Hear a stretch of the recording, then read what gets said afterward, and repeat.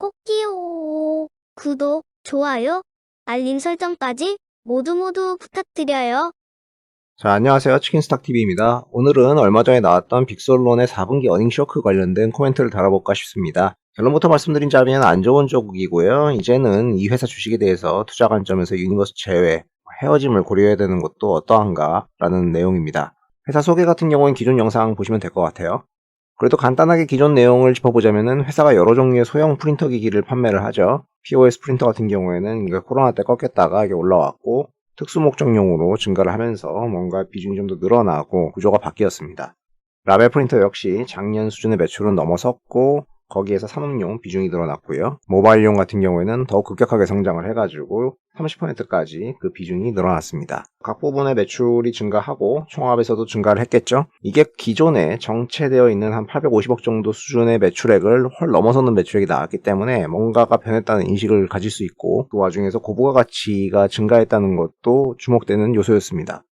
추가적으로 공장 증설할 거다 공시도 했었으니까 사업이 얼마나 잘 되나 싶었던 거죠. 근데 실제로 우리가 다 알고 있는 작년 실적 같은 경우에는 이 구간에서 상당히 잘 올라왔었기 때문에 4분기가 조금 덜 해도 어느 정도 기대감은 있었을 법도 하거든요. 근데 찬물이 지대로 끼얹었습니다. 그 부분에서 완전히 주가는 발목을 잡히게 되는데 요즘 시장도 좋은데 혼자 소외되겠죠. 자세한 내용을 볼 수 있는 감사 사업보고서 IR 자료들은 나중에 올라온다고 하지만은 3월 14일이면 한 달 뒤니까 너무 늦고요. 부랴부랴 가능한 부분을 일단 보겠습니다.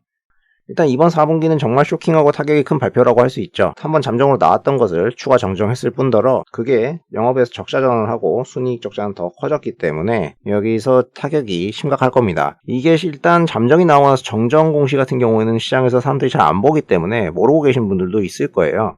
자, 왕창 망한 데는 두 군데죠. 영업하고 비영업.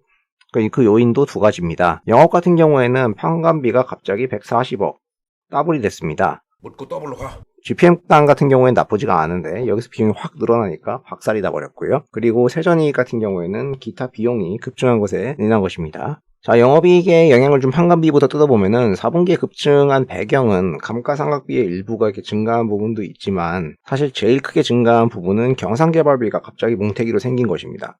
이게 그동안 아예 없던 항목인데 갑자기 판관비에서 늘어날 이유가 딱히 짐작이 되지는 않습니다. 이게 대부분 그간에는 제조경비 같은 데 붙어 있었는데 판관비에서 더 붙었다. 이 부분에 대해서 소명을 받아야 되는데 명확한 설명을 듣지 못했어요.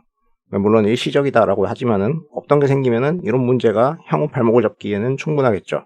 다음 분기에는 그 다음 분기에는 이런 식이 됩니다.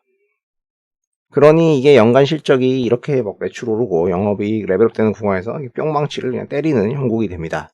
왕년부터 회사가 내실 있는 강소기업, 가치주라고 정의가 되지만 그뿐이었지 이익이 상당히 정체가 돼 있었습니다. 변화의 시점이 딱 발생을 했는데 여기서 이제 릴레이팅이 와야 되는데 밸류에이션이 그동안 PER, POR 한 5배에서 6배 사이였던 그 시절을 탈피하니 아니야 다시 돌아가 이럴 것 같습니다. 자, 주가야 당연히 이익 따라서 움직이는데 이게 여기서 꺾였으니까 오르려면은 정말 변명이 잘 되든가 아니면 돈과 신도님들의 힘, 어거지를 쓰든가 해야 되는데 얘가 시장에서 그런 이유로 관심을 받는 종목도 아니지 않습니까? 자, 두 번째는 재무구조와 관련된 부분인데 일단 이 회사의 현금성 자산이 상당하고 대략 한 1,000억 가까이 됐었고 차입금은 거의 없어서 사실상 무차입 상태인 것이 강점으로 여겨졌었죠.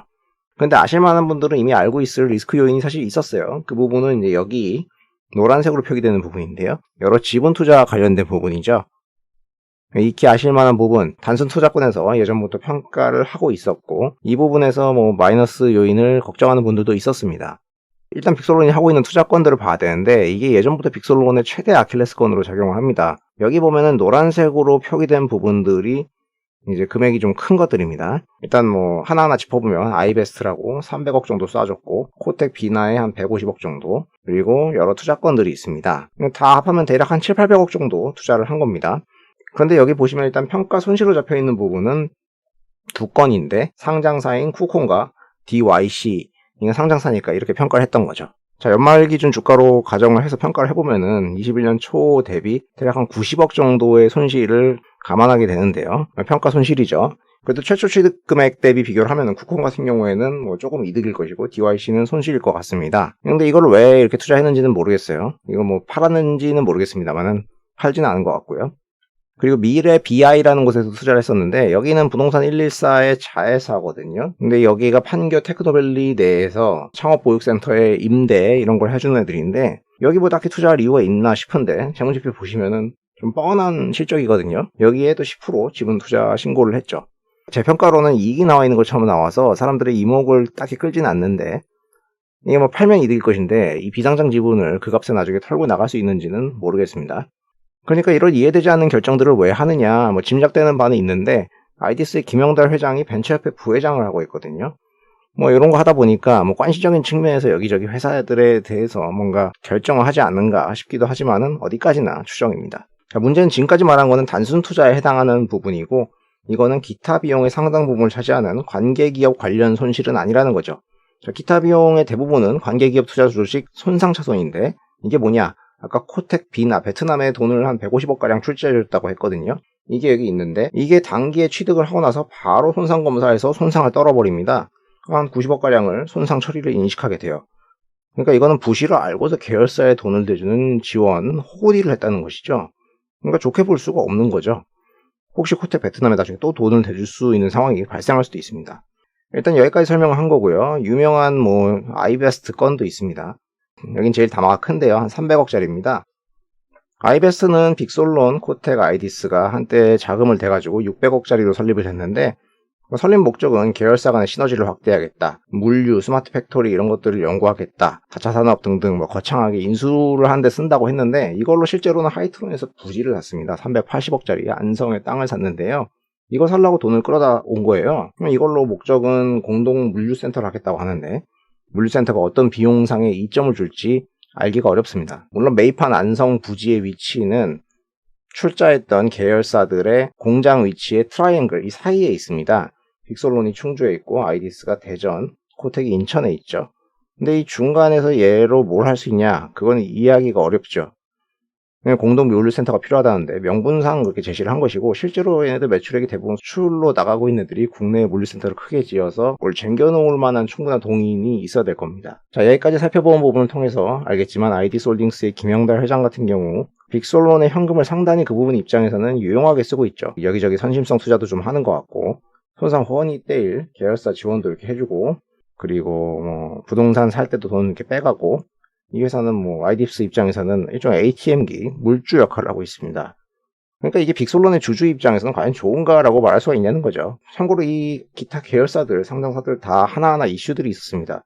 코텍 같은 경우 최근에 CB, EB 통한 자금 조달도 있었고요. 아이다스 그룹의 이제 고질적인 자금 사용 문제는 항상 제기가 되어 왔는데 회장이 어떤 식으로 회사들을 생각하고 있는가 그리고 그룹을 경영하는가 이런 거를 단적으로 드러내는 사례들이라고 할 수 있고 좀 안전한 부분이 그나마 IDP인데 얘도 돈 벌기 시작하면 어떻게 될지 장담할 수가 없을 것 같습니다. 물론 배당 수익률이 있습니다. 기존에도 3%씩은 배당이 좀 나오다가 작년에 이익이 나니까 올려줘서 한 5% 넘게 또 나왔었는데 이건 홀딩스가 빼갈 때 소액주주도 같이 혜택을 받게 되는 부분인데 최근에 발생한 4분기 실적 때문에 이익의 안정성에 대해서 의구심이 일단 발생할 수가 있잖아요. 그럼 이게 만약에 이익이 꺾게 되면은 배당도 다시 꺾일 수 있다는 식으로 기스가 날 수도 있고 설사 뭐 이대로 배당을 준다고 하더라도 야 니네 이거 줬으니까 됐지 이거 먹고 떨어져 이런 식으로 들릴 수도 있겠습니다. 자 여기까지 빅솔론의 4분기 쇼크와 주주가치 훼손 이슈에 대해서 이야기를 해봤어요. 이 주식은 워낙 시장에서 소외주로 여겨지는 부분이다 보니까 거래가 별로 없습니다. 예전처럼 막 거래가 흥했던 시절 말고는 거래가 완전 말라있고 어찌 보면 보는 사람만 보는 기업인데 이 실적이 나와서 뭔가 함께 되나 싶더만 다시 도루묵이 될 수 있는 상황에 처해버렸다 이 말입니다. 물론 아싸리 이 모든 것을 뛰어넘는 매력을 보여주면은 막 23년도 실적이 다시 빵빵 터져가지고 성장 팍팍 나오고 그러면은 여러 단점에도 불구하고 주목을 받아서 다시 주가 갈 수 있겠지만은 작년 말부터 1월 달까지는 일단은 별로 이렇게 좋지 않은 것으로 알고 있고요. 전방 시장에 대해서도 사실상 뭐 잘 알 수 없음 하지만 실적이 잘 나올 때는 잘 나옴 뭐 이런 식이다 보니까 확신을 갖고 기다리기도 어렵습니다. 그렇다고 IR을 통해서 상당히 합리적이고 우호적인 변명이 이뤄질 가능성도 그간의 회사 스탠스를 봤을 때는 낮다고 생각을 합니다. 물론 영달이 형이 이 영상을 보시고 야 듣보잡 치킨 스탁이 겁나 까잖아 나 화나네 야 IR하고 주가 올려 이럴 수도 있지만은 그게 본질은 아니라는 것이죠. 수년간 빅솔론에 대해서 여러 사람들의 여러 접근법이 있어 왔지만은 결국 돌아온 것은 이번에도 또 하나의 실망인 것 같아요. 이게 항상 반반씩 섞여 있는 애들이 위험하다고 했잖아요.